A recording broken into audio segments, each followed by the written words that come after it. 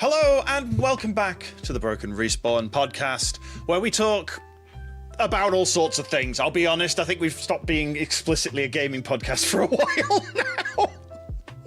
That was by your choice, not mine. I mean, we talk mostly about gaming stuff.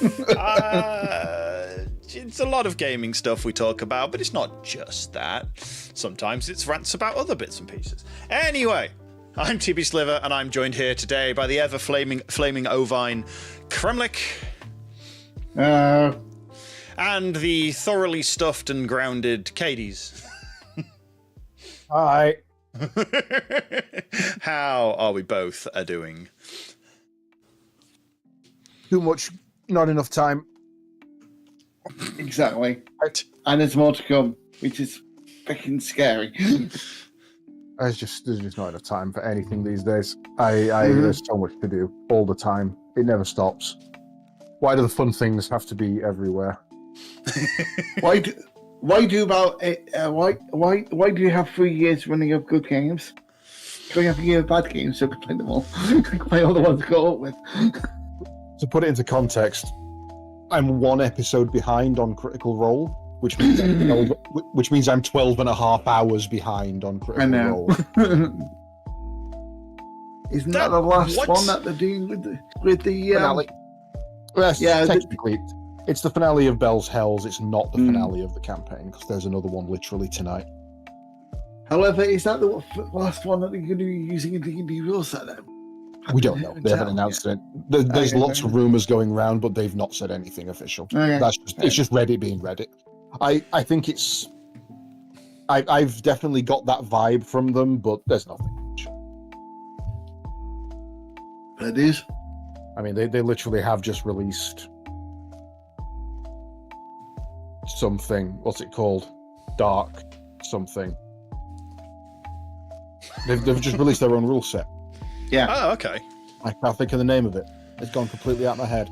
I don't know, because I'm not in tune, but I know they've been working on this rule set for a while now, and they've been looking to transition to their own rule set and everything else. There's Tal'Darai campaign, but is that the name of it, or is that something else? No, Tal'Darai is just the original campaign name. What's it called? It should be in my emails, and it's not. I can't find it. I don't have a clue. But yeah, it's got a nice little. It's basically a D6 system with a morality system baked into it. So every roll you make has a good and a bad outcome. Interesting. Yeah, it was quite good. I've not actually played it yet, but I've seen it played a couple of times, and it seems relatively narratively focused, which I like. Yeah, I sometimes like a narrative focused system where it takes a lot of the I'm going to fall on my face. It's like I'm going to go do this, and this, and because it sounds cool, the DM's just going to say, "Cool, carry on." Oh, but this guy throws a brick at you. But you know, I do it in my campaign that I'm DMing. Literally last session on Friday, they were searching the beach for a Tetsucabra, because it's got a Monster Hunter crossover involved in it, essentially. Found its nest, and I said, okay, right, so tell me what you're going to do to track it down. And he explained that he was going to search for... He specifically wanted to search for, while it was nesting in the debris of this ship and rocks and stuff, had it cut itself? And if so, could he track the blood that way? I'm like, brilliant, absolutely fine. Roll me a standard investigation check, but also roll me a d6 as well. So he succeeded in the investigation check. So he saw the trail that was leading a little bit away. However, he rolled a natural 1 on the d6, which meant the Tetsucabra that he'd literally been standing on the entire time came out from under the floor and attacked him. Tried to swallow him whole. Yes, you find it. You see the eyes looking up through the floorboards at you. Roll initiative. What was originally going to happen is they were going to follow the trail away, not realizing that it had gone and dug its way under the ground and come back, essentially. And while they were walking away, they were going to have the whole Bugs Bunny situation where the floor's piling up behind them like fucking Tremors, realize it's following them and get a turn to get a jump on it, kind of thing. Ambush the ambusher.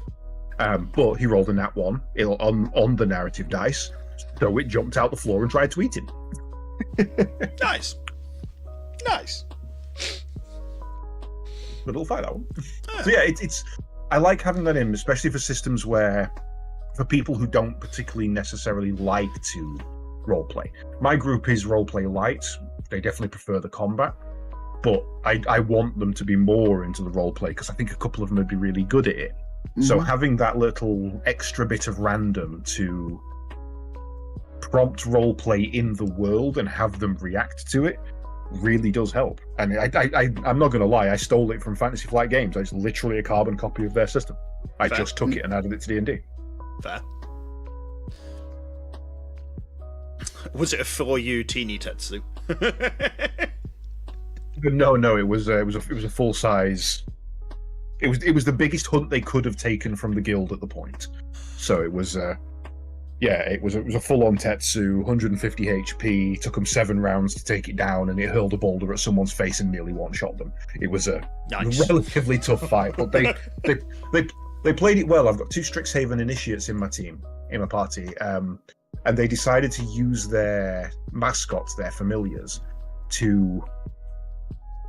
One of them was dancing around its legs, using the help action to essentially give somebody else advantage on their next attack, and the other one was stood on the centaur, flashing colours because it's a paint elemental, essentially like a paint effigy. So it was flashing colours to try and distract its eyes, and so while one was fucking with its feet, the other one was trying to distract its gaze. So they really worked well together to try and overcome it, which I was really chuffed with. Nice. Is this the game? It was a creative use of it. This is the one you're supposed to be in, yes. I was going to say, the one that I was going to be in, and then life threw a boulder at me. Yeah, and definitely. I mean, obviously, the floor's open for you whenever you want to. If you do want to jump in, but this is timing at the moment is just not the easiest. Spare time is at a premium. We actually have one more session in 2 weeks' time. Not tomorrow, the Friday after. And then we were supposed to be having what we call our family therapy on the 28th, but I've had to move it because Monster Hunter's coming out, and I'm not playing D&D on Monster Hunter Day. You can fucking bollocks. I've booked it off for a reason. Nice. Well, we call it family therapy because it's the anniversary of the day we started playing, and this is our 6th anniversary. So we essentially go, okay, this year you're all level 10, I think it's going to be, because it's a new campaign, and I want to give them a bit of a power boost. You're all level 10. You've been stuck in an arena by some capricious deity. Last man standing gets a magical item. Fucking go. Interesting. And just watch them kick the shit out of each other. That sounds kind of fun, actually, not going to lie. We point it based in an individual match based on last man standing, but we point it overall based on kills. And I am proud to say, despite the fact that I am probably the longest running veteran of D&D and role playing by far, I am the only person on 0 points because I get targeted to shit. That's because you're normally DMing. Let's be fair. No. This is. I refused to DM when we first started because I knew I was going to be the forever DM. And we had one guy who did a Middle Earth campaign. We had another guy who did a multiversal campaign, and then we've had a third one who did a relatively short custom world. But that fell apart essentially. So now it's my turn to DM. So after 6 years, I'm only on session 5 of DMing. I do the one shots essentially. Fair. But, yeah. So. This will be the year I win because I can't get a reward out of it. Not being a player. Yeah. Sod's law, that'll be. I'll find the actual stats. I know they're in here somewhere. No. I need to. I need to start looking at possibly DMing something because I was talking to Wombat at Armsky, and. Yeah. I had an idea for something that was that I think I don't know if there is a rule set out already for it, or a setting set for it, but I was thinking a setting in the Federal Bureau of Control as some investigators. Okay. So literally control Alan Wake, that kind of thing. Yeah, They're but in universe, while the oldest house is still like open and you can go in and out, they're investigating weird and wonderful things that are still out in the wild. Figure out what it is, capture it, bring it back, analyze it, try not to get trapped in an alternate universe. Yeah. Had an idea for it. But I don't know if anyone's actually, if there's any settings already put together for that sort of thing. I wouldn't be surprised if there is. It's a very common, popular series. Candela Obscura is definitely the vibe you're looking for. There's also Betrayal at the House on the Hill, which is a very light version of it. SCP. There's been multiple board games set up in that. I mean, Call of Cthulhu. You're basically looking to modernize Call of Cthulhu, is what you do. Yeah. And I wouldn't be easily done. I wouldn't be surprised if in the Cypher, because I wanted to run it on Cypher system because I really actually like that system. I'd like to run something in it. I think they have something out that's got that sort of setting, but I need to look through all the books because Monte Cook Games does not stand still. Yeah, I mean, if you are into that kind of thing, and this is for everybody, check out Humble at the moment. They've got a random loot. They've got a random table generator set up, a bundle, which contains, loot generation, setting generation, NPC generation, just random tables for pretty much any setting you can think of, from piracy to cyberpunk. So, do you want to know what the most annoying thing is? I've just opened the Monte Cook Games homepage, and if I could remember where the button is, on the front page is a thing called the Magnus Archives role-playing game. For over 200 years, the Magnus Institute has been dedicated to researching the esoteric and the weird. Well, fuck! Looks like there's a book for it. Yeah. Well, I've just searched the Goblin Archives and I found the bureau already. Yep. Nice. Yep. Okay. Yeah. Hang on. I mean, to be fair, if you set it in Warehouse 13, I'm in. Warehouse 13 and Federal Bureau of Control are in the same universe, of course. Yes. They have to be. There's different departments. The oldest house is Warehouse 1.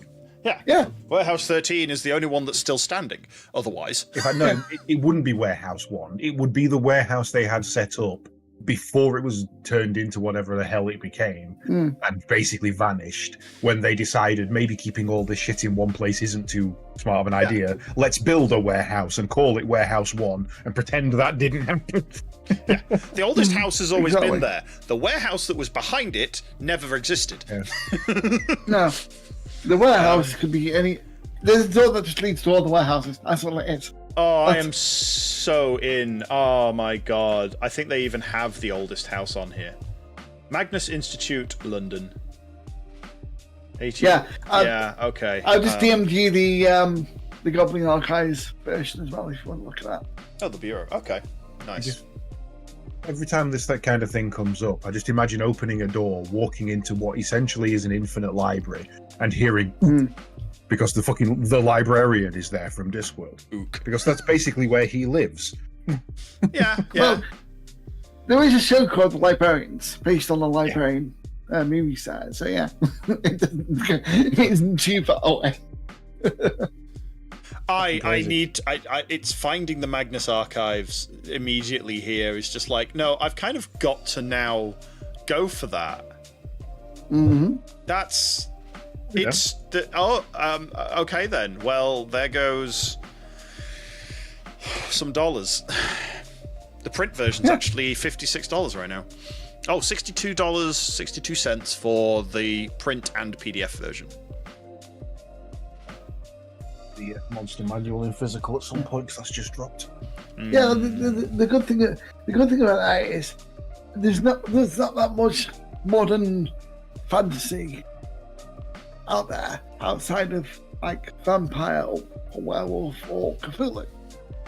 There's no really, I wouldn't say grounded, but X-Files like type stuff, like Control and everything else. Yeah. I disagree. I think modern day Cthulhu stuff, Candela Obscura, while that's definitely set in its own world, translates very, very well into modern day setting. What was the other one I was looking at recently? It was basically what if XCOM but magic rather than what if XCOM but aliens, and that was really cool. And again, any XCOM setting can be converted into exactly what you're looking at. Yeah, but it's more the case where anything modern tends to lean more towards the horror base instead of just science. Because modern life, living in the modern world, is horrifying. Oh yeah. Right, game preview. Okay, I'm just going to be busy for the next while. You two chat among yourselves.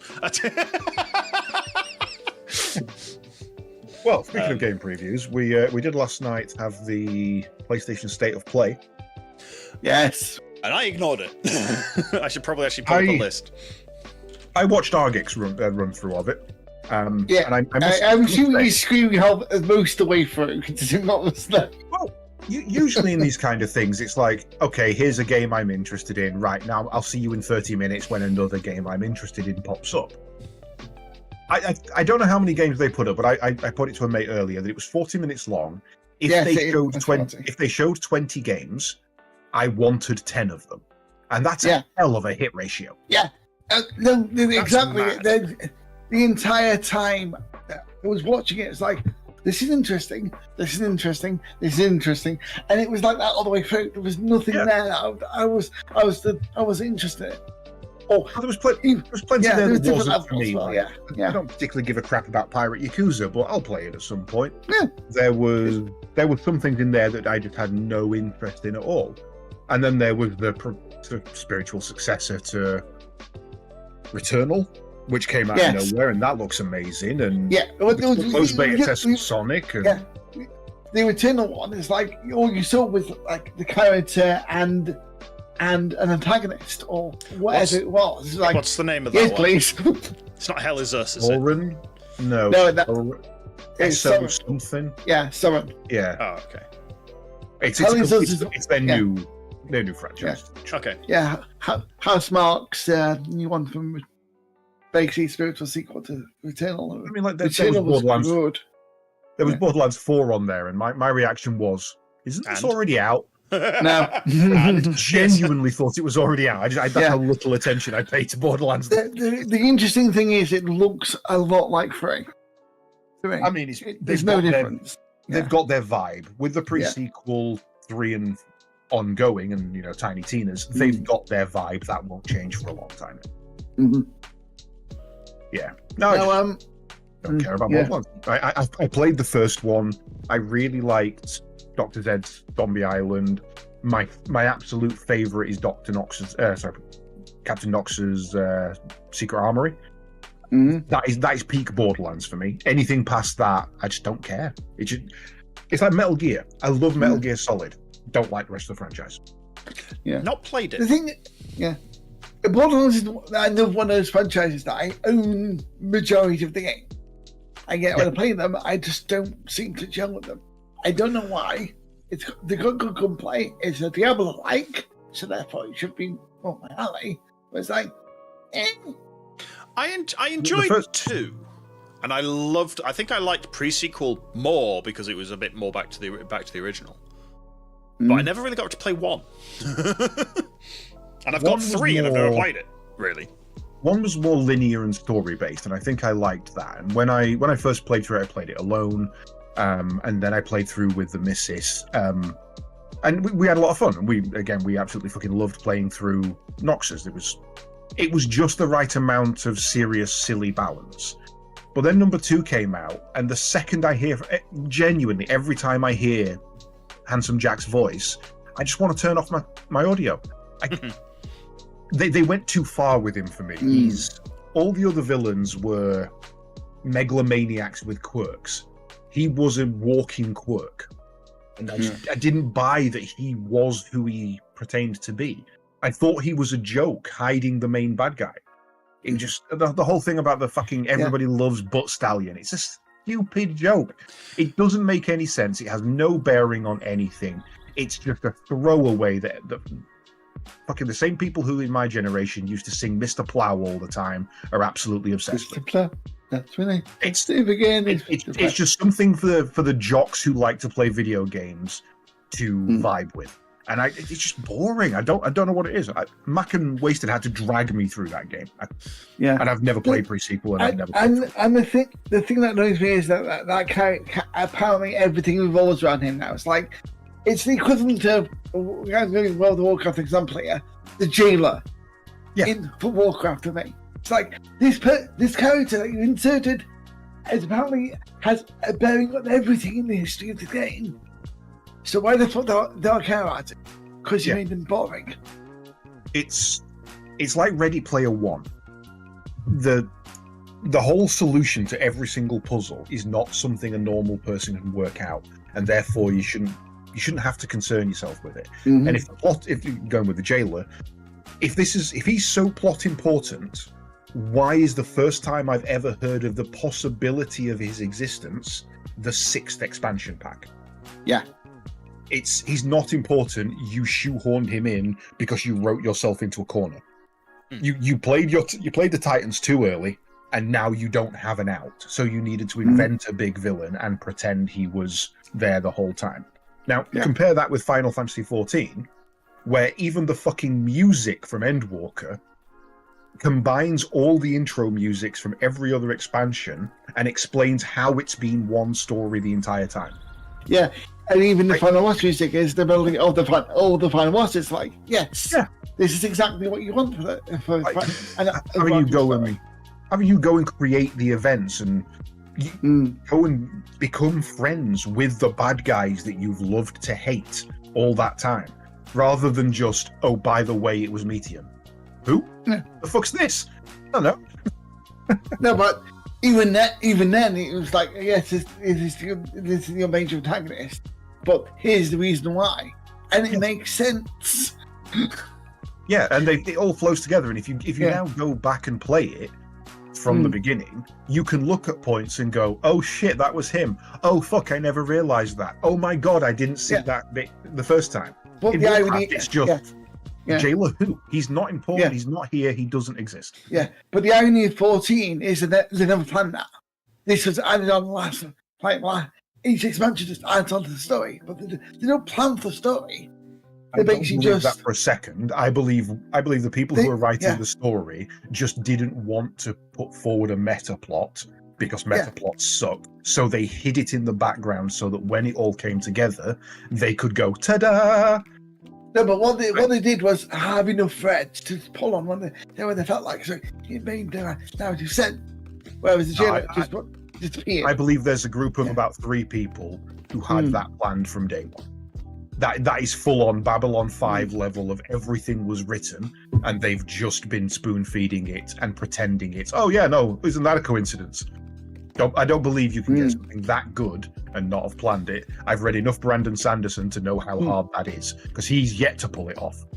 And he's got fucking 18 novels over 3 different Cosmeres or whatever the fuck he calls them. He's yet to pull that off. And the thing is, Square Enix have already had. There's 2 things they've always had: a good writing department and a good sound department. The gameplay is sequential, but it's just there to put you along with a good story. I mean, I disagree about Final Fantasy VIII having a good writing team, but all right. Oh dear. That's a personal preference that we don't get into. Yeah, but it was nice to see. It was honestly nice to go into a gaming event not caring or not thinking that I had to care or that I was supposed to care, and then come out going, actually, you've just spent 300 quid there because I'm already signed up for Sonic Beta. I'm definitely getting Onimusha 2 now that we've got a release date for it. I was anyway. I love the idea of making the new Onimusha very Yakuza-like in its humor and semi-silliness. Yeah. The guy there was that one with the giant. Yeah, there's a one with the giant stone dragon in there. There was a Metroidvania that looked kind of cool. Shinobi's there. Lizard Cube again. Thank you, Lizard Cube, for spending my money. Shinobi's one I played as a kid. It's not one I enjoyed as a kid.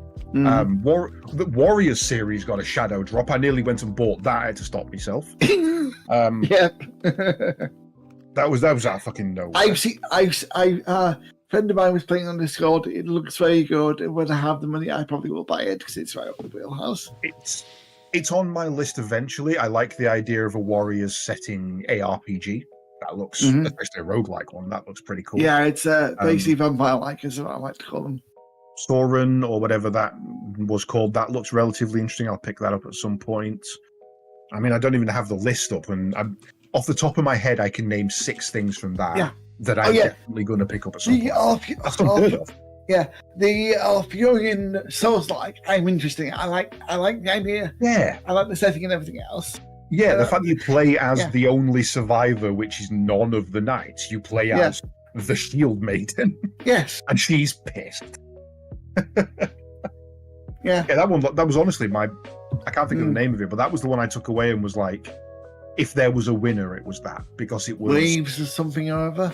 Yeah, it was a Final Fantasy setting with a Dark Souls style vibe to it and a Devil May Cry context and fighting style, and I was like, you know what, you've hit the nail on every front there.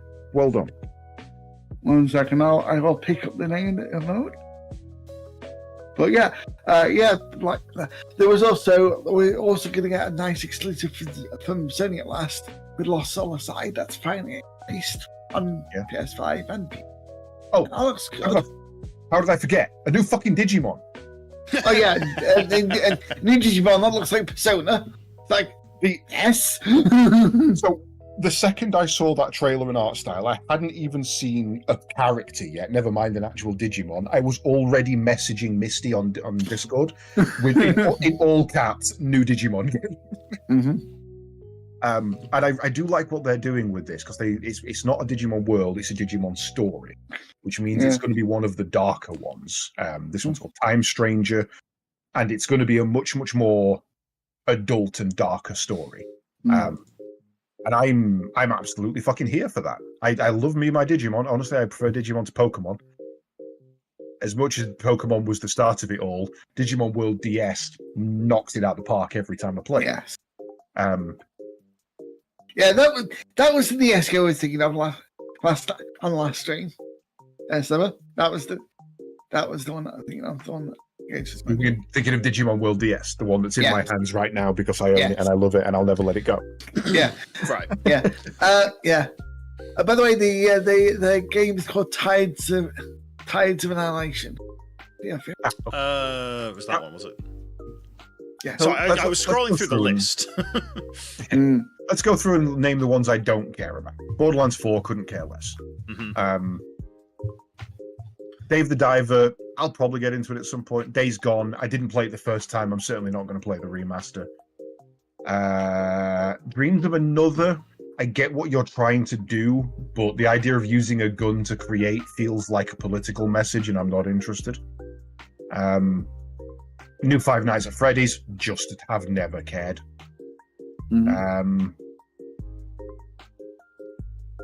Scrolling. Darwin's Paradox sounds funny, but I've not seen any of the edited things on that. It looks silly, which is good. It's only been just announced, so yeah, the footage on that was very platformy. It pretty much will be up your alley platforming. Unfortunately, I don't care about Stellar Blade. Yeah. It's unfortunately it's on PlayStation. Yeah. So well, actually, no. Hey, Lydia, can I borrow a PlayStation? Yeah. The thing with coach, it's too late for that. Damn. The thing with the state of plays is most of the time they only announce PlayStation, but they come out for a platform.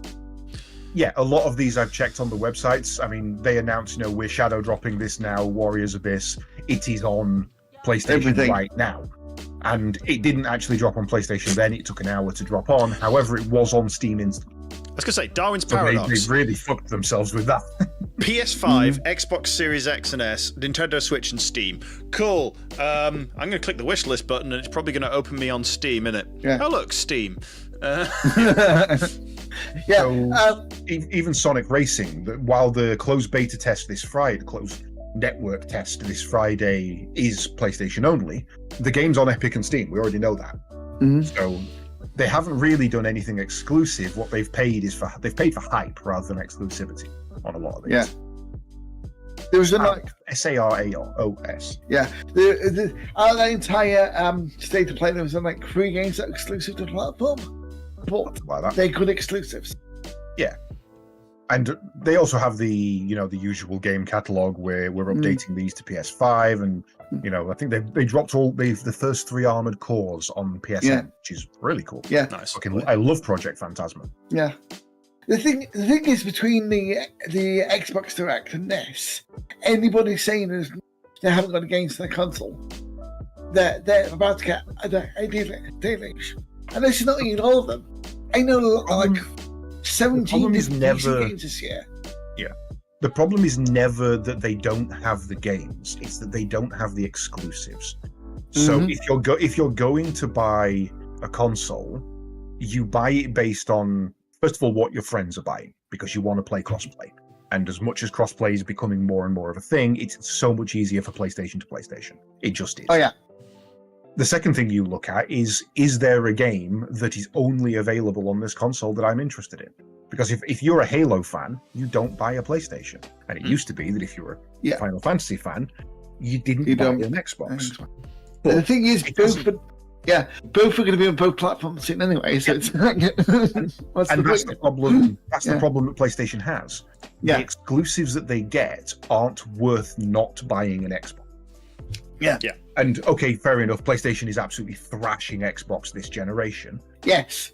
But that's not always going to be the same. Yeah. Well, which is what's interesting. PlayStation have effectively won this generation.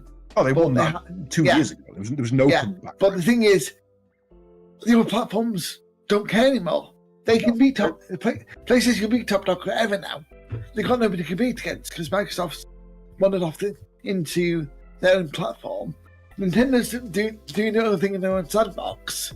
These places got to compete with. Yeah, you've won a 2-man race that no one cares about anymore. I mean, looking at the numbers for the current XS and PS5 series, 12.57% of sales, that's 32 million consoles, are Xbox Series XS. You can double that and then add 4%, so 28.5, 72 million sales for the PlayStation 5. So they've absolutely thrashed them. They've got double the market share that they have. But the problem is that 58% of the market share is Switch. Yeah. In the console space at the moment, a console that was released before the PlayStation 5 is still outselling the PlayStation 5. So yes, you've won, but only because Nintendo refused to compete. Yeah. Would they? With Xbox no longer competing and looking for service, I mean, you got PlayStation Pro. You're looking at how powerful this console is, and everyone's going, and? Do you know the last time that Nintendo and Sony actually competed? GameCube? It was in a boardroom before the PlayStation 1 was made, when they were trying to get Nintendo not to pull the Nintendo Disk System, which eventually became the PlayStation X. Right. That the last time they competed was before Sony made consoles. That's how little of a shit Nintendo give. Nintendo invented your entire infrastructure, and they're still kicking your ass. Yeah, and the irony is that there is a full player now. There is PC gaming handhelds. So the market's, and everyone's going, oh, we should get an Xbox handheld now. Oh, we should get a PlayStation handheld. And I was like, yes, and speaking of things that I didn't catch the release of, PlayStation have a handheld again, and guess what? Nobody cares again. But the problem with the Portal is it was never. It's not gaming device. It's an extra screen. You're paying for an extra screen. That's all it is. It's you can sit in your bed and play without having the big telly on at the end of your bed. That's all that sounded like for. It's exactly what the same thing that the Vita's crossplay was for. When they had the streaming service, which is you are playing on the PlayStation, your mum comes home and says Coronation Street's on, get off the TV. You pick up your console, you go upstairs. She can change the channel, the console's still running, you're still playing. That's exactly what it's for. Your mum says it's time to go upstairs. Yeah. And that is not a market to sell to. What the hell? That's a market that's dead. Yeah, the irony is the entire thing. Someone's going, "Oh, you need a portal to remote play our games," and here's me on my iPad remote playing via their software on the device. That still works. Or like Xbox just going, "Fuck it, cloud gaming. You don't even need your own Xbox on. We'll run one for you, and you can play your games on you your can phone." run off the fridge now. Yeah, you can now run everything on everything. Yeah. I think this was something I mentioned last stream about the Switch might end up outselling the PlayStation 2. Did I cover this last time? I can't remember. I don't remember you doing. Subject.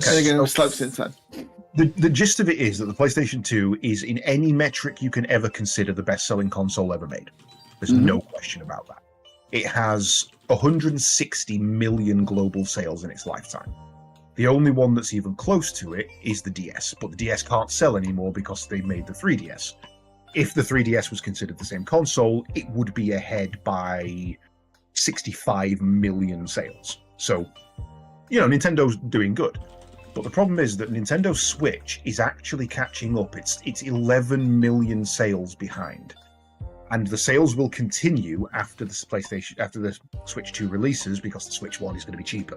They're still going to produce. They're still going to, finish off their production line and ship a load out to people cheaply.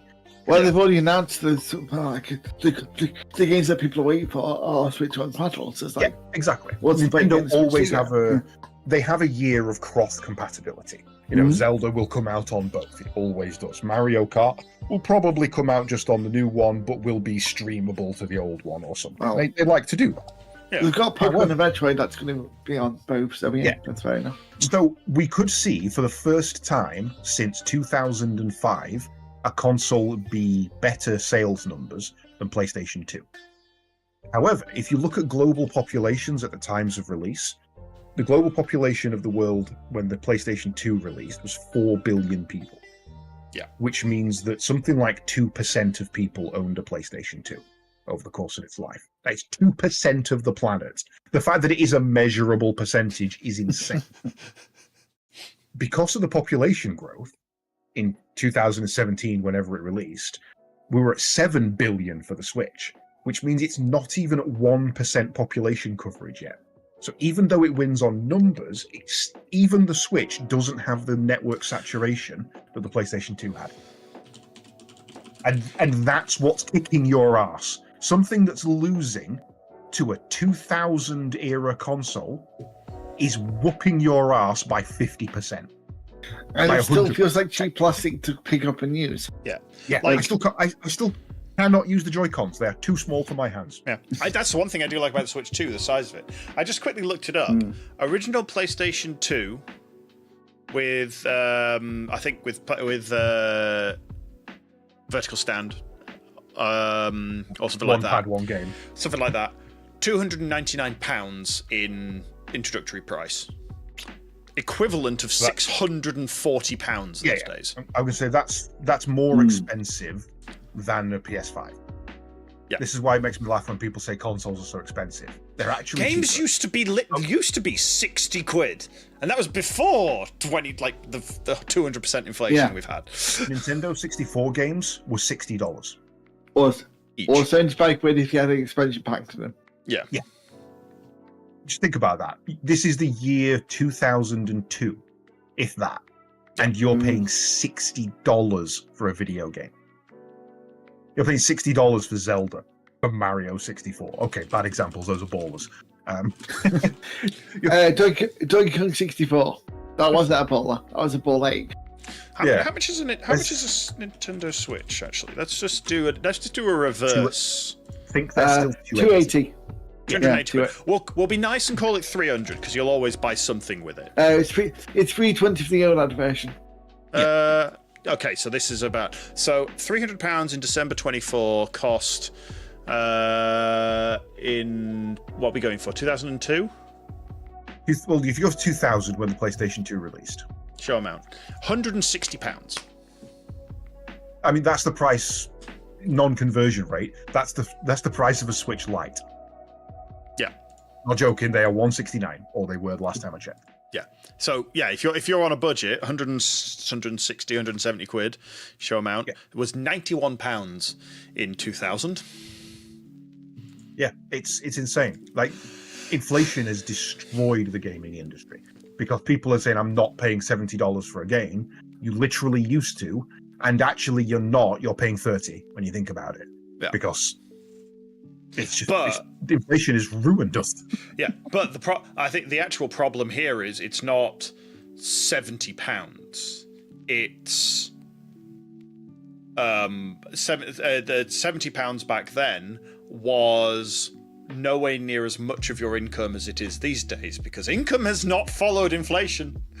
Yeah, that's what I mean. So $70 now is 30 to 40 then. So you're actually it's. But the problem is that, as you say, wages suck. In year 2000, if you spend 70 quid, you go, okay, fine, but it's a good game. These days, you spend 70 quid and you go, well, I'm not going to eat this week. I know, so you look at 70 quid about, I bought the introduction to the game. There's the years of content they're going to piece me out to me. Oh, there's cosmetic deals. Oh, there's loot boxes now. Yeah. Well, this is something that bothers me about the player bases. That there's so many people who are like, oh yeah, when I was a kid, I could buy a game for 15 quid and it'd take me months to beat it. You fucking couldn't. Where? When? Stop. No, you couldn't. That's an absolute bald-faced lie. Even when you put Blockbuster was it, Hannah? Second of all, you were 6. You sucked. You absolutely sucked. Go back and play Rayman 1 now. Go back and play Jersey Devil. Go back and play Crusaders of Kenty or the Ultimate Cartoon Adventure. You'll knock it out in an afternoon. Those games are 4 hours long. To be fair, Mario 3 I was good at. And I think I was 6 or 7 then. So yeah, Mario 3. Yeah. Well, if you got, look at an average run of Mario. Look at the worst time on the speedrun boards of Mario 3. That's what a good player was back in the day.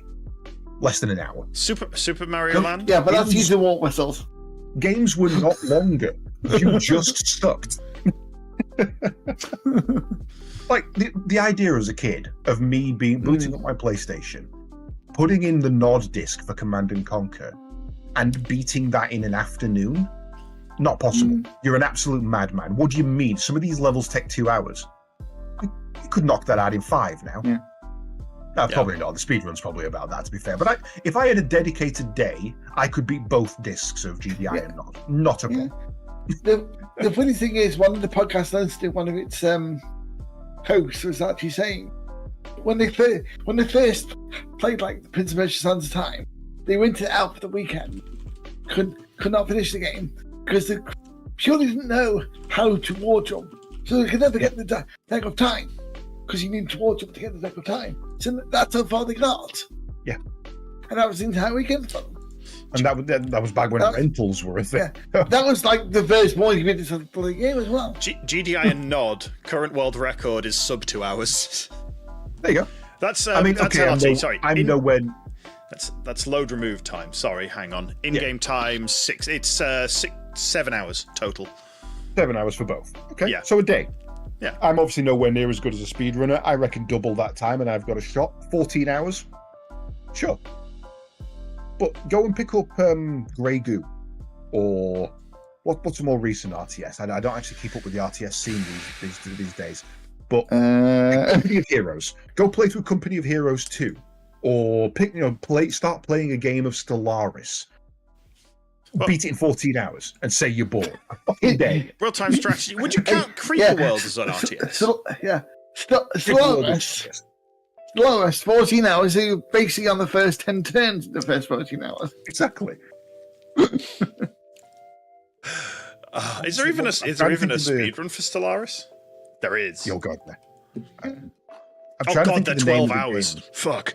There was a company that was making a game. And they were literally set to release it. They were hovering over the release button. This is go live time kind of thing.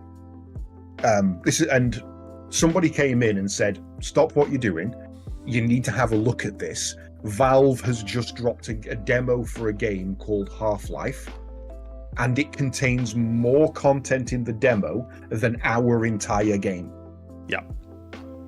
That's how short games were. Go back and pick up Siphon Filter, Soldier of Fortune, knock them out.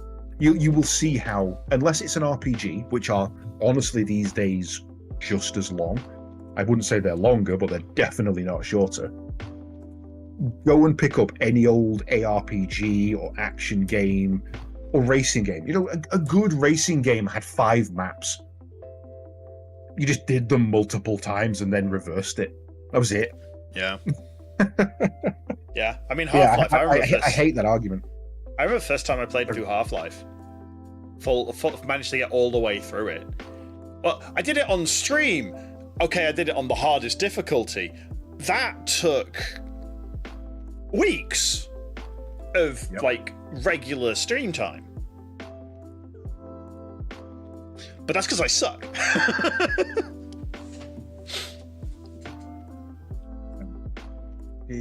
Actually, no, I've got a link directly to the timestamp because I've asked me to make this question before. I'm trying to find the name of that game. OG Crash Santa Team Racing. Monica Studios. Crash Team Racing was a baller. That was one of the hardest racing games I've ever played, hands down.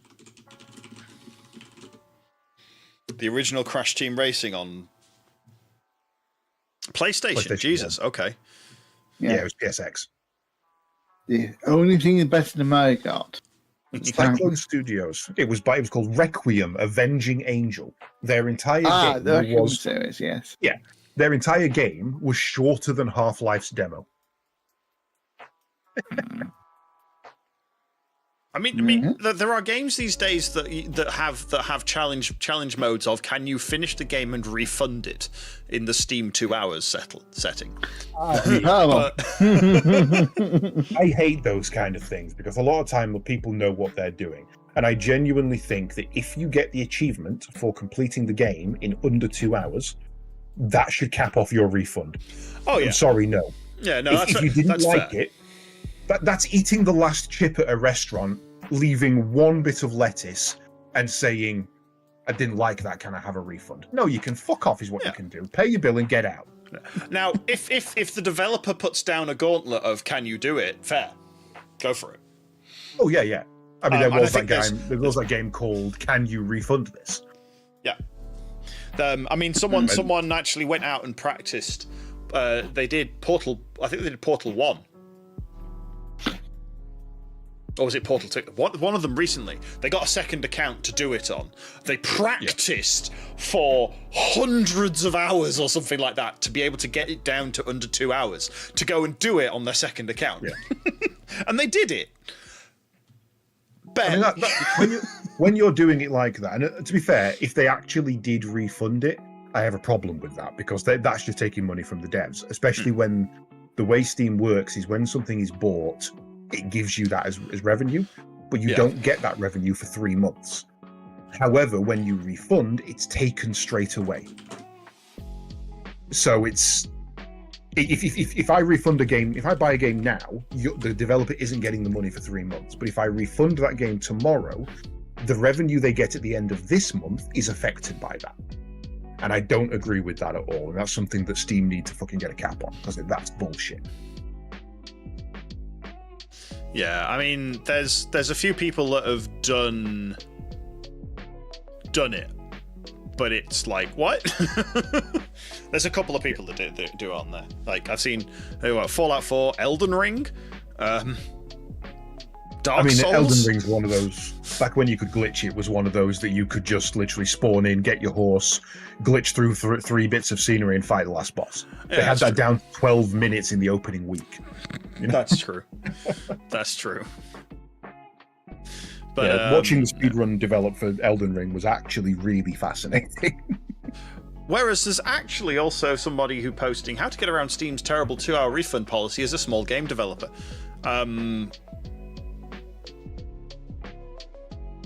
This was actually a game dev that went, thank you for all your support. I'm leaving game dev forever and recalculating my thoughts because their game was completable in under 2 hours and they got rinsed. Yeah. And there's obviously the other side of things as well. There was one I was watching from Pirate Software, and he had a complaint about the Heartbound was there's a maze in it or something that's really difficult to solve or something. And he basically was accused of putting that in just to bloat the runtime so that the average person couldn't refund it. To which he said, first of all, the maze is solvable in 2 minutes. The average solve time is 2 minutes. Second of all, even with that maze, you can still beat the game in under 2 hours. It's not that difficult. Third of all, you're right, that maze sucks. I'm taking it out. And so there's definitely the right way to go about. Yeah. It's just like, no, you're right. It is shit. Your assumption is wrong. I'm not bloating the game time. I don't give a shit about that. If you refund my game if you don't like it, I'm Pirate Software. I'm the coolest guy on the internet. Yeah. I'm the future Elon Musk. I'm telling you, it's gonna go that way. I'm telling you. Don't trust these people. Like them, but don't love them. That's all I'll say. Yeah, like them, but don't love them. That's fair. I like the guy. I've got nothing against the guy. He's the next Elon Musk. Something's going to happen, and he's going to get too big for his boots. And PewDiePie situation and Logan Paul, it's all going to happen. It always fucking does. God. As a society, we need to fucking learn. Yes, but yeah. I mean, hell, the utter fallout over the OnlyFans bullshittery in the WoW stuff. Christ on a fucking bike. I saw he'd left. I saw there was controversy. I didn't look into it. I don't. There would suffice to say there were death threats thrown multiple ways for stupid reasons. Yeah.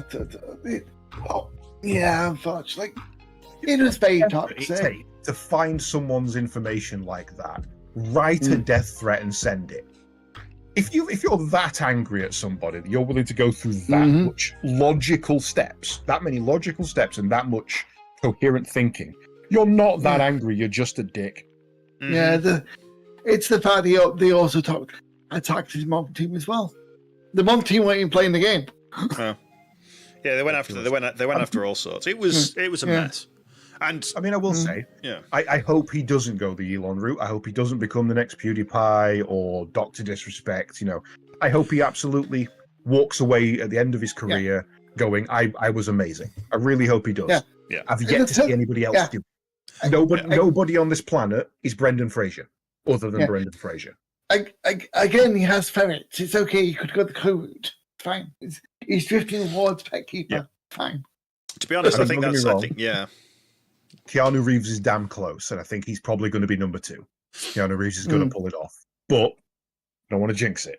No. And if Pirate Software wants to be number 3, I'm fine with that. I love him for that, but we don't know yet, so don't.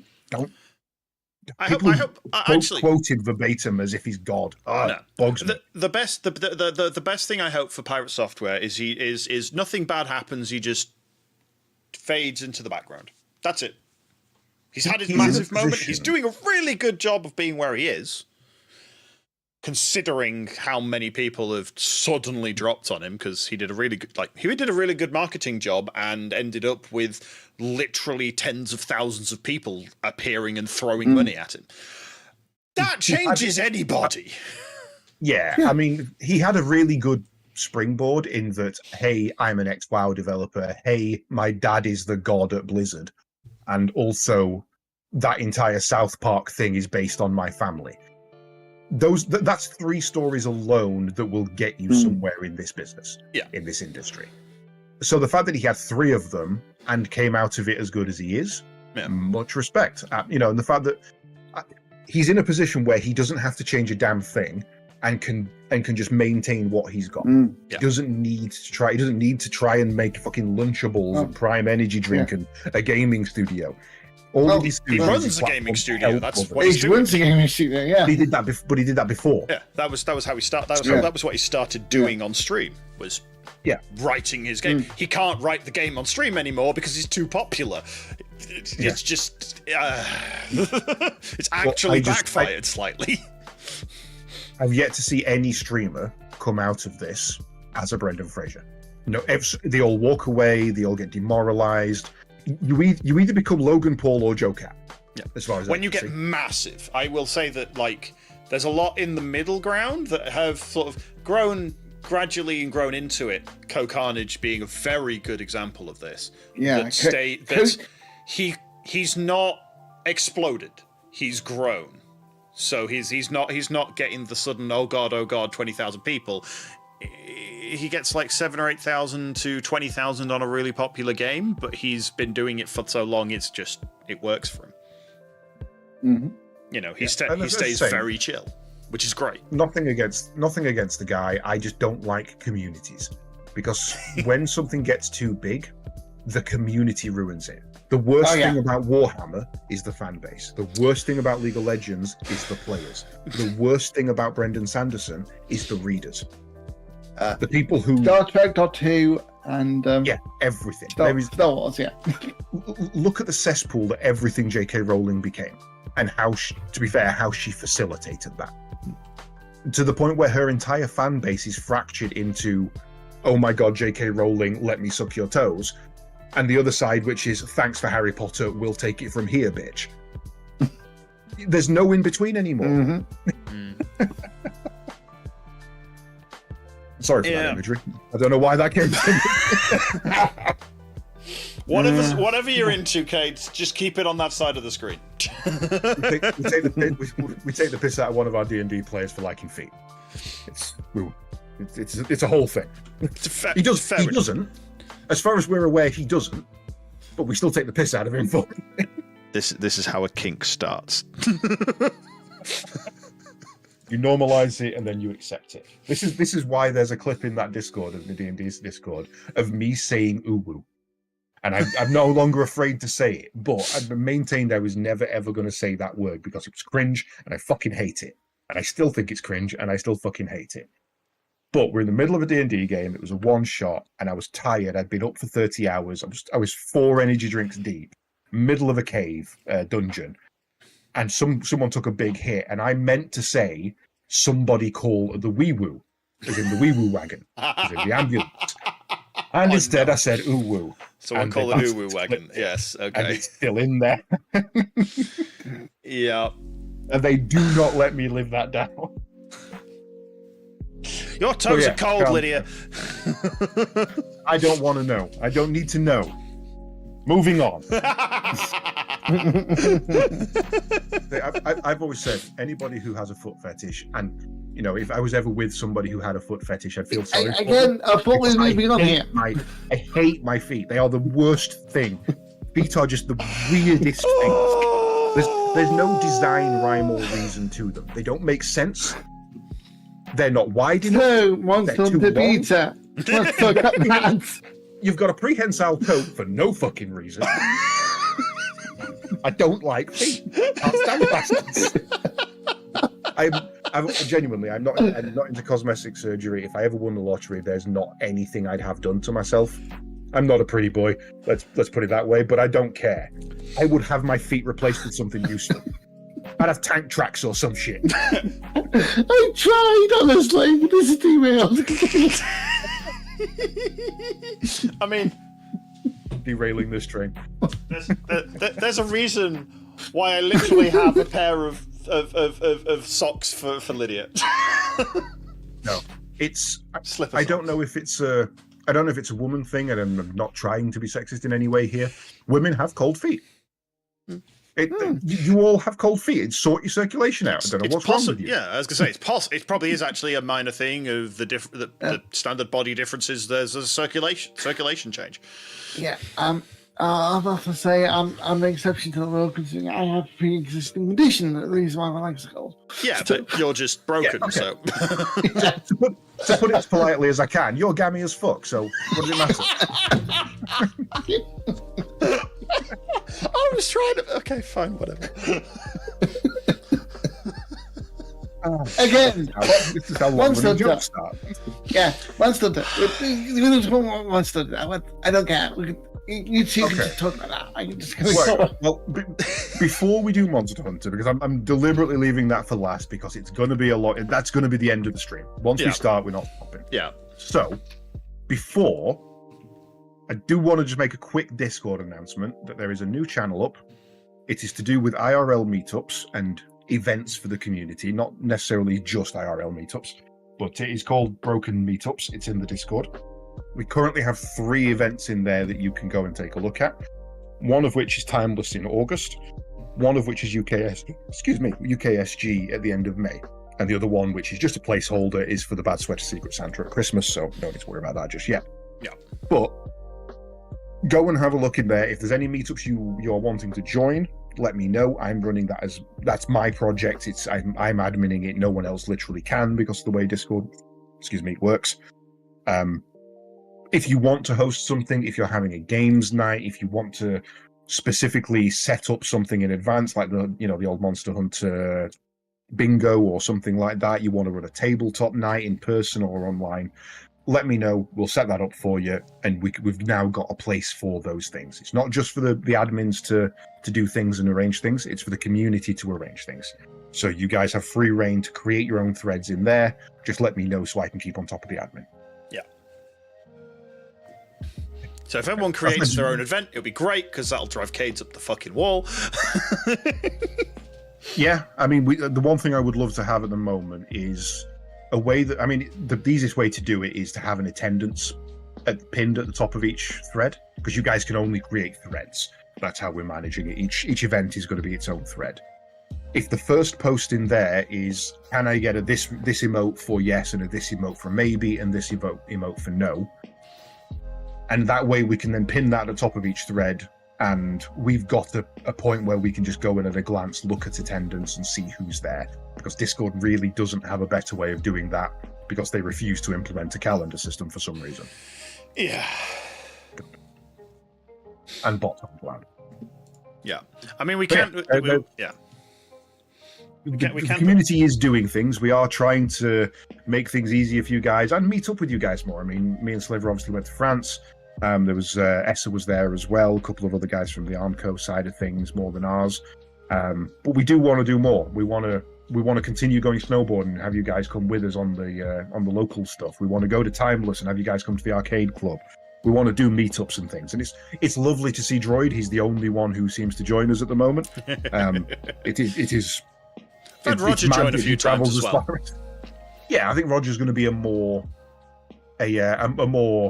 prevalent face in features to come.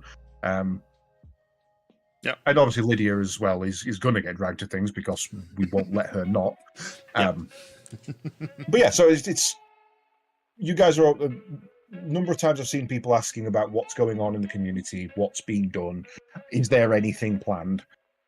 We are doing stuff in the background. We are ostensibly constantly working on things, whether it's the thing, Sliver, or whether it's other things. There's always ideas being floated, and if obviously you do want to see something in the Discord that you think would work, let us know. We have a suggestions channel. Yep. I wish you could as well, Sean. I mean, I'm trying to remember where Sean's from. If it's Glasgow way, UKSG may be more your thing because it's in Glasgow. If so, and travel's doable for you, let me know. I'll try and help sort something out. I can, because I mean you've been one of the Midlands. Fuck you then. You're doomed. Sorry, mate. Timeless will probably be one of your better ones. Timeless. The official Twitch meetup. Actually, speaking of another event coming up, we should. It's in there. I've already posted it. The official Twitch one. Oh, TwitchCon, I've not put that in, though. That's in Europe. Twitch. I'm not bothered with sorry, there's TwitchCon. There's also the Manchester Twitch meetup as well. I don't really pay attention to those. That one, it's just because it's one I've been to a couple of times. It's Friday at the Arcade Club in Bury. That's while. This Friday or not this Friday? Hang on a minute. Manchester. What the hell's it? MCR meetups. There we go. Sorry, I had to find it for the to figure out which one's the next announcements. Sorry, I have a brief thing to say. Droid, fuck you. Anyway, carry on. Friday, April 18th is the Manchester Community Meetup. Next. Get it popped in. Create a thread. I'll update everything once I finish up here. Yep. But yeah, that's. I mean, even if it is just a case of, do people want to meet up for a drink? Yeah. Do we want to get a tabletop sim tonight game going, and we'll do some Magic Gathering? Sliver wants to do an RPG. That's the kind of thing we want to see. We want to see the community building more with the community, because Yeah. outside of talking in our streams, you guys really don't communicate a lot with each other. It's kind of a very segregated, and we love you to bits, we really do, but it's a very segregated community. I know Sergeant Perry from Saren's side. That's it. I don't know anybody else. Yeah.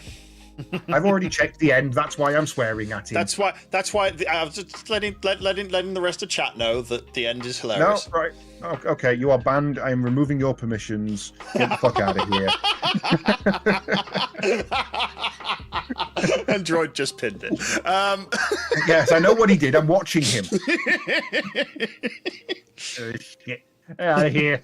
Ooh bullshit. Get out of here. I'm gonna. You know what? I'm gonna report that to Discord, you bastard. UKSG Green is a speedrunning event run for the entirety of the UK up in Glasgow. It's usually a 2 nights, 3 day event, but this time they're going for 4 nights, 5 days, is it? Or 3 nights, 4 days? 4 days. 4 day event. 4 days, 3 nights, because they're doing.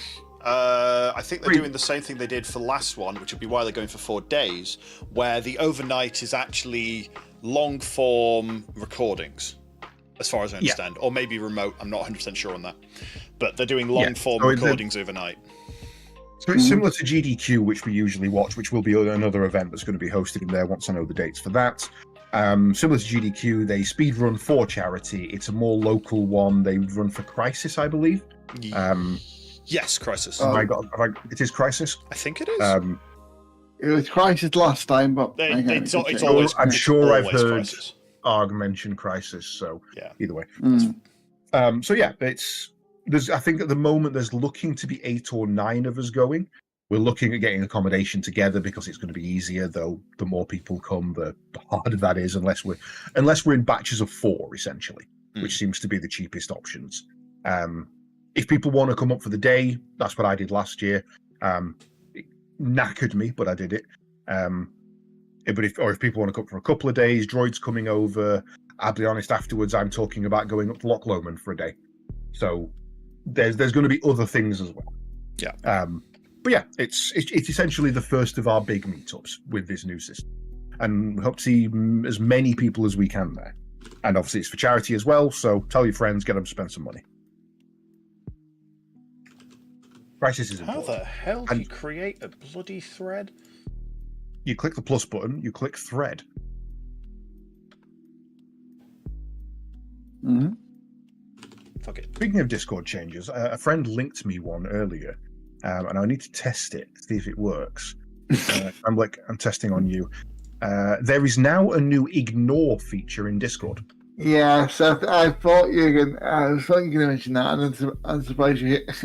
After you hit me, considering the conversation we ended with, yes.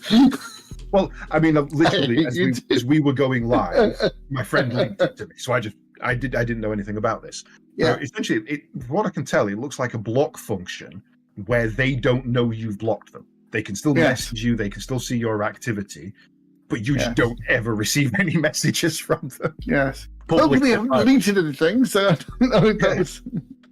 I haven't actually ignored you. I'm just bringing up the info. There we go. Hide their profile and messages. You can unhide them at any time. Mute their notifications and activity. You'll see less of them on Discord. They can still message you and see your activity. They won't know you've ignored them. Cool little feature. Mm-hmm. And also, speaking of Crisis, I see that sadly we were all waiting for it. Crisis 4 has been cancelled. Ah, what a shame. Oh no, our new benchmark has gone missing. Oh, shame. I genuinely forgot they were making that game. Mm. I played Crisis Warhead, and Crisis 2, and I was like, Crisis 2 sucked. If that's the story you're going with, I don't care. Bye. And then when was Crisis 4 announced? It's got to be nearly a decade ago. I don't know. I honestly don't know. It's one of those games that I've known it existed, but again, it's. Well, it's not that long ago. It was only 2022 when they announced it. It seems a lot longer than that.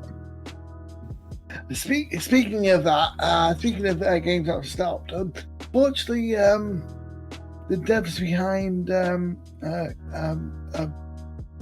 Stranded in New Dawn have now been purchased by Paradox. Thankfully, they're the same devs that did Tropico 4 and 5, so therefore probably Tropico 7 is not going to be polished shite like Tropico 6 was. Yeah, that's a good sign. I've definitely owned some Tropico games. I don't think I've ever played them. They look fun. No, we are. Yeah. What if Borat was a fascist dictator who ran a resort for some reason? Hope for an Avatar update for Caedes. What's Avatar up? I don't understand what that means, Sean. I don't know. Avatar update for Kate. Oh yeah, update your avatar. Oh, an update for my avatar. Actually, no. I will. Actually, I will tell you the message I typed into Midjourney yesterday. Was it yesterday or this morning? Oh no. It was Friday the 13th. Oh, was it the 13th? That explains a lot. Yes. Oh no, it's Thursday today. Never mind. I typed into Midjourney, create me a PlayStation 1 style logo with the letters C and E instead of P and S. So I am tempted at the moment to update my avatar. However, I fucking love my colour scheme. Bollocks to you all.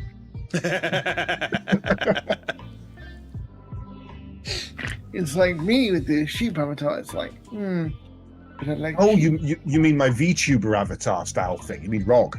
I see. No, ROG can say he is 16 bit. It's perfect. ROG does need updating. I'm also intending on giving him some friends. Ludo and I don't know the other name yet. Yes. I'm going with the standard 90s era. One is the boss and therefore shorter. One is thin and smart, and the other is fat and dumb. You know, think of any the pigeons, the Animaniacs. You know, you can go all day with that shit. There's so many. Insert trio here. Yes. It is on the cards, and there's also a 2 BRB screen updates coming at the moment, actually. One specifically Monster Hunter, one channel wide. So there's work being done, don't worry. Then I was going to say, speaking of trio here, if I had a camera, I would point to the three of us right now. The problem is we're all big and dumb. Yeah. I don't think there's a thin or smart one among us.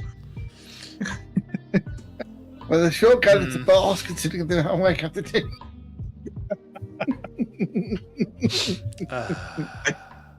Lydia, I was going to get the joke, but I didn't pick it after you. I picked it after 2 people. Ludo from Labyrinth, because Ludo's awesome, and that's why he's going to be called Ludo. And also Muggsy from Bugs Bunny, the 1950s gangster character. I love Muggsy. I really like Muggsy.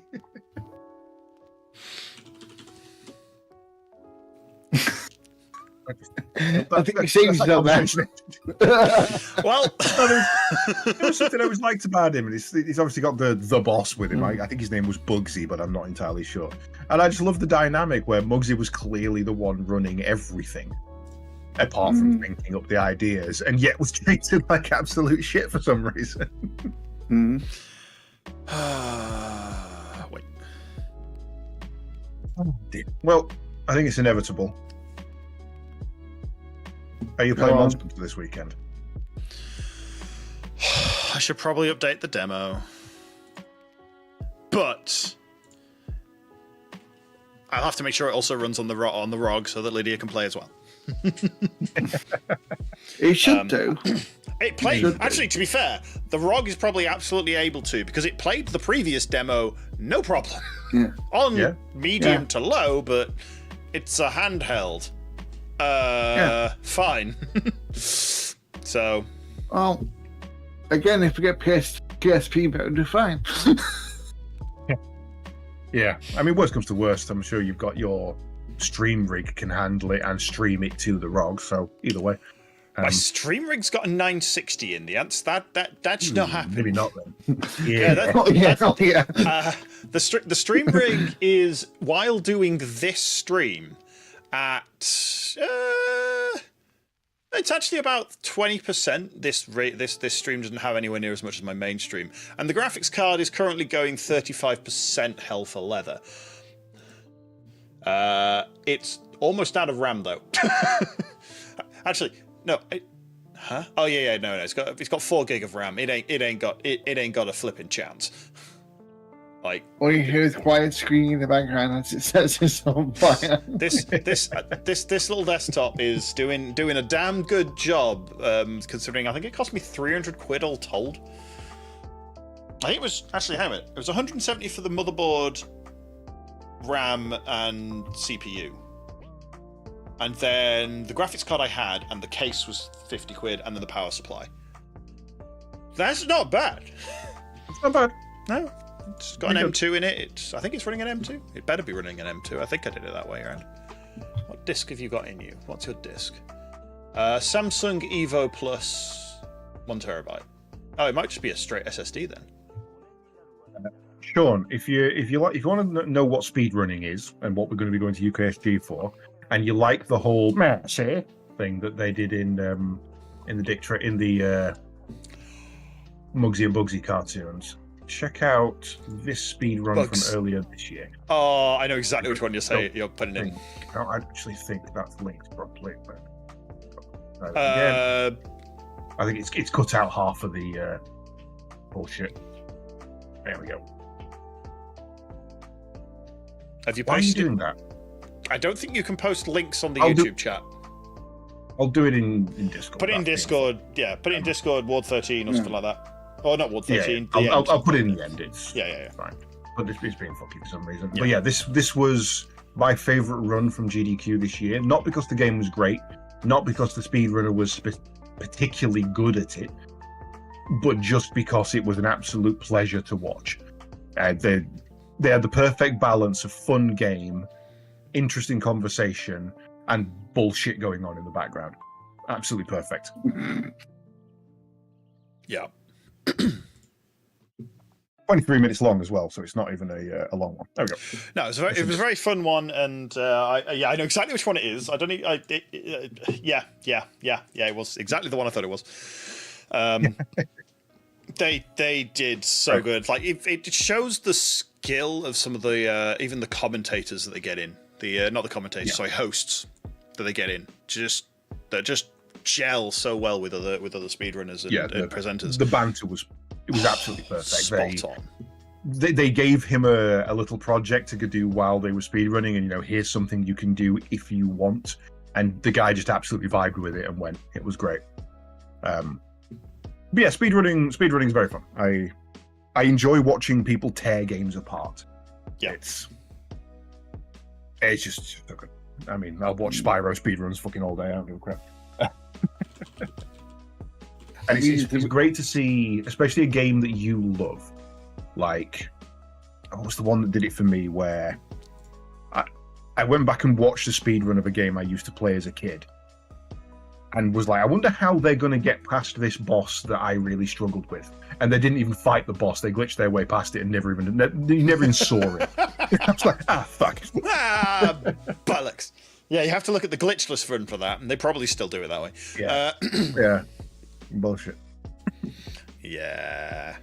So speedrunning's fun, and anybody who can make it to UKSG, please do. It's going to be great. I'm going to have lots of fun, and I'm going to throw edamame at Lydia.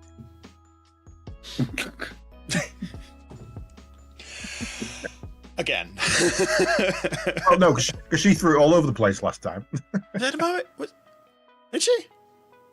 Yeah, she was going all over the table. She couldn't. Oh, every time she opened one up, it went everywhere. Oh yeah, the beans everywhere. Yeah, okay. There you go then, Sean. Perfect introduction to speedrunning for you. Yep. Yeah, there's that or that, and yeah, I mean, I'm planning on getting after Wilds. I'm going to be starting looking back, or at least after the release of Wilds, I'm going to start looking back at some of the speedrunning bits to do. Because I kind of miss running. Your mic broke up a bit there. What was that? You said I didn't hear. It didn't come through at all. Oh, is my mic being a? It's okay.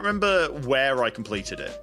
Oh, I have it here. I have 2.6 hours, and I have No, I have game complete. I have the game complete achievement, so I have completed it in 2.6 hours. Hey Lydia, do you want to race VVVV?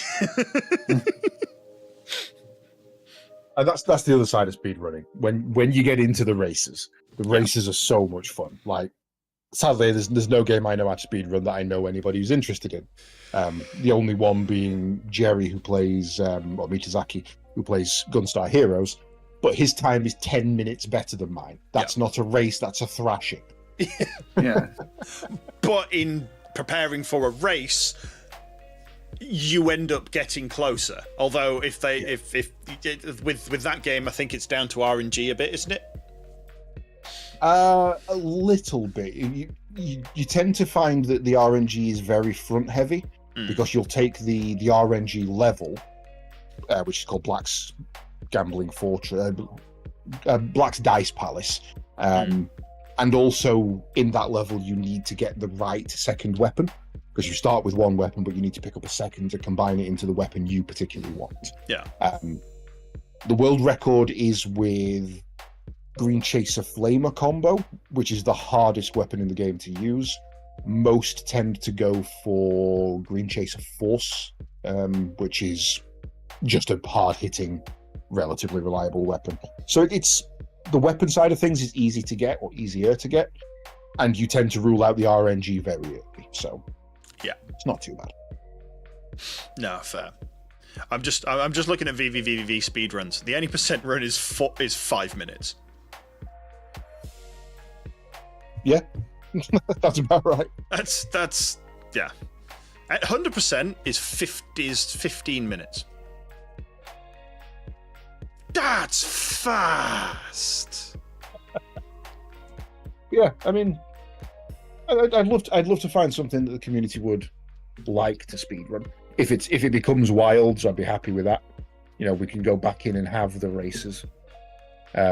I hope Wilds has something that allows us to do the race format a little easier, especially with private lobbies where we can just go, okay, let's set up a lobby and fucking go for it, kind of thing. Yeah. This is the lobby we've got. Here are the 5 bingos you need to hit. First to 5 wins. Yeah. Kind of thing. That's probably the easier way of doing it. And I'm already putting plans together for that, because while the world one was definitely fun, it was too much prep every single time we wanted to play. Yeah, I think we could have probably got the prep time down a bit, but yeah, it was the game save prep that was the biggest killer. Yeah, I mean, the problem with bringing the prep down is that it meant I needed to do more prep. So yeah, it meant 2 hours worth of prep for me to get to the point where you guys don't need to prep, which was fucking annoying. Yeah. And I'll be honest, it was probably more than 2 hours building every single piece of armor and upgrading them and listing them in loadouts, and it was just completely unfeasible in the end. Yeah, no, it was a fun task, and I enjoyed doing it, but I hope Wilds is easy. Yeah, I think. Well, I mean, the bigger thing as well was because we had to get the saves in specifically, that they had everything unlocked and set up right, because you can do save edits and create armor sets and shit that are just impossible to create in game. Yeah. We have to use a guaranteed save, an unmodified finished save.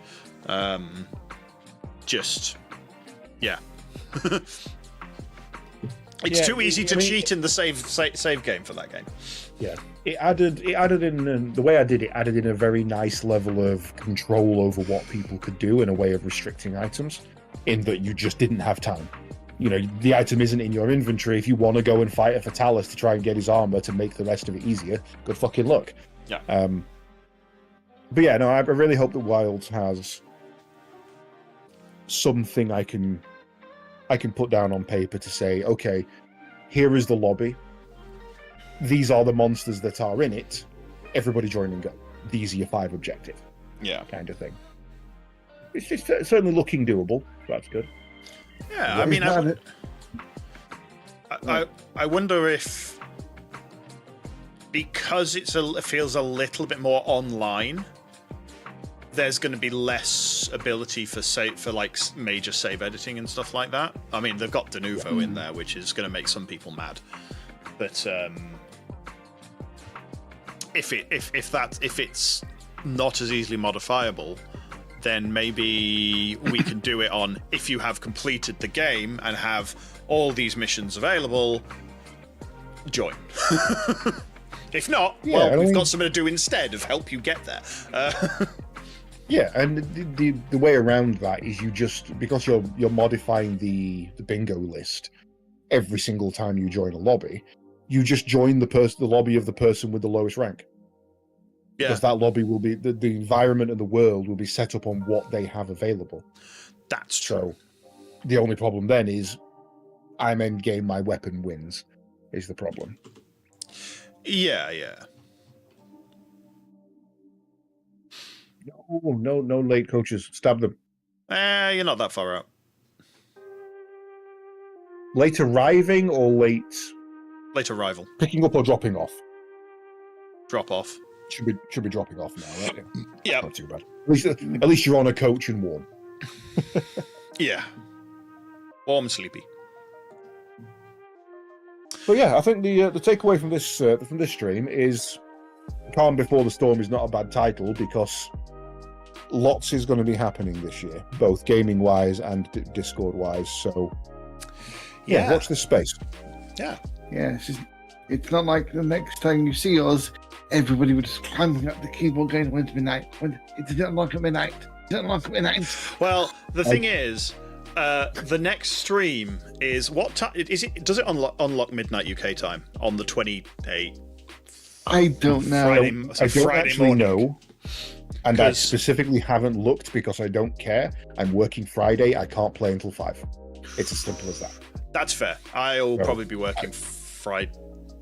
I'll be working Friday as well anyway. So yeah, I when it releases is irrelevant to me. I hope it does release at midnight, because then all the bugs will be gone by 5 o'clock when I want to play. And the service back along after crashed. Yeah, exactly. Me and a friend have a hard rule of, if you are taking time off for a game, which I am for this one, never book the release date off. Work that day and book the days after off. Because aside from anything else, a lot of games don't tell you when they're going to release. It could be, it could be midnight, or it could be 11:59 p.m. Yeah, you've still got to install and do everything Yeah. else. There's installs, there's updates, there's getting online, there's patching, there's then, if it's an MMO style thing, there's the crowds. It's just not worth it. Yeah. And there's waiting for shades to cash, which takes an hour. Yeah, especially with Monster Hunter these days. Yeah. The worst one I can remember for this specifically was Dragon Ball Xenoverse. Me and a friend wanted to play it so badly. I bought it, I was ready, I'd pre-downloaded, and it said it was releasing, and we sat from about 7 a.m. all day just waiting, and it didn't drop until 3 a.m. the next day, because it was dropping at American times, not you've wasted a day. You've sat around wasting a day. Just be late. Take out the when you're the first in a game, when you load it up and you're there straight away, you've got this mentality of, I'm first, go faster, must do things. Take that out of the equation. Be the 5,000th person into the game. Don't care. Yeah. Play it at your own pace. Take it steady and just fucking enjoy it. It's the best way. Xenoverse was amazing, and I need to play Xenoverse 2. Xenoverse? Dragon Ball Xenoverse. Oh, okay. Yeah, no, very, very good. Both RPG and fighting game. Something Dragon Ball and Naruto games seem to be able to pull off consistently somehow is, yes, it's just a fighting game, but also you kind of invested. Currently 90% off on Steam. Xenoverse XV.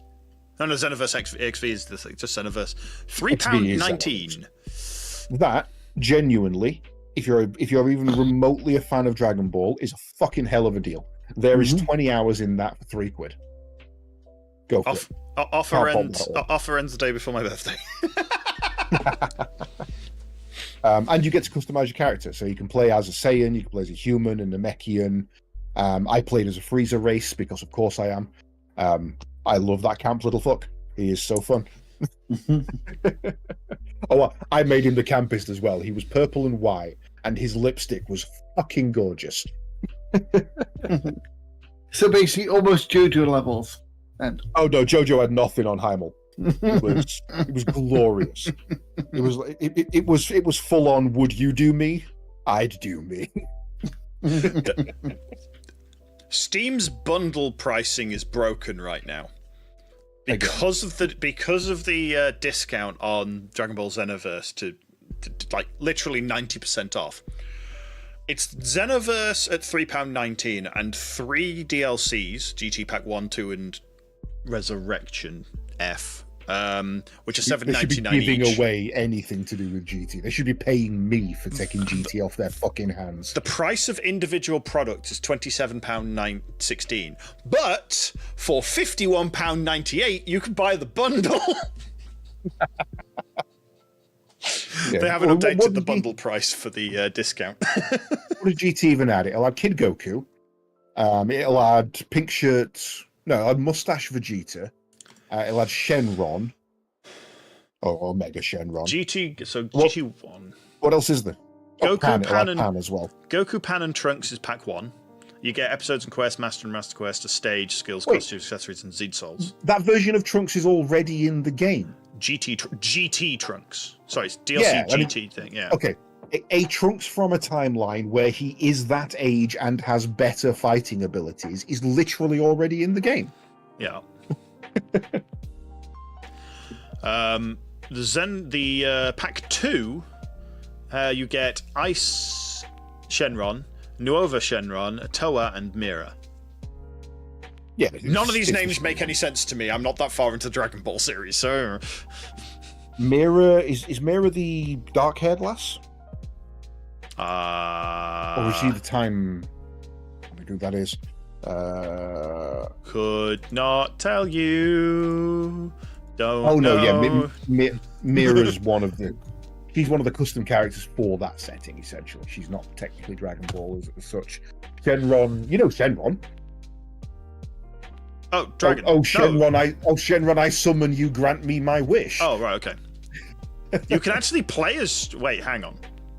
Omega Shenron is a player. Oh, okay, fair enough. Yeah, so the I'm at the point where I think it's Trunks has just appeared in Dragon Ball Z. Has Goku put his finger away yet? Goku's not If you reappeared yet. If you don't know what that means, then no, he hasn't. No, I'm not that far through, I don't think. Yeah, no, Vegeta's just arrived on Earth. You will Vegeta. No, Vegeta's been there ages if Trunks is there. No, it's they arrive, they chat a lot, and then Trunks arrives and cuts all of his men up. I think it's Trunks anyway. If it has a sword and purple hair, it's Trunks. Yeah, light purple hair and sword. Yeah. Yeah, and goes Super Saiyan. But Trunks is there long after Vegeta. Vegeta's been living on Earth for like a year at that point. Sorry, not Vegeta. Fucking dumbass. Frieza, thank you. Frieza, right? Okay. Vegeta actually, Vegeta arrived like 2 episodes beforehand. Yeah, he's been on Earth. But I watched like 6 episodes in one sitting. So he's like, yeah, he was on Earth and is the first of the Z fighter, the first to arrive when all the Z fighters were meeting each other. Yeah, and then okay, Goku, well, right. then Gohan, and think, yeah, okay. Yeah. Let's wrap it up here while I go and educate Sliver about what the fuck is going on in Dragon Ball. He clearly hasn't got a bastard clue. Not a fucking clue. Yeah. Right. Yes. Also, Kremlik, Yamcha was there. You what? Yamcha was there. Yeah. Kremlik, you're first. He's here. No. Can Kate go first? Because there's a reason why. first. I think Kate Yes. knows. There is a reason to go first. Hi, I'm CaedesEnder. I stream. I stream this week, tomorrow. The schedule will be changing because on the 10th of March I get a new job. So yay, just got a schedule in place and that's going bye-bye. However, for up until that point, we will be keeping to the schedule. So tomorrow is stream day. Don't know what I'm playing. Saturday is stream day. Don't know what I'm playing. Sundays is stream day. And that is the first episode of Re-Retro for Guild Wars 1. And this is the reason Kremlik wants me to go first, because me and Kremlik are going to be playing through Guild Wars 1 as an RPG. For those of you who don't know, Guild Wars 1 is an old MMO. And if anyone would like to join us, download the game. If you own it, you don't need to pay a service fee. It's completely free.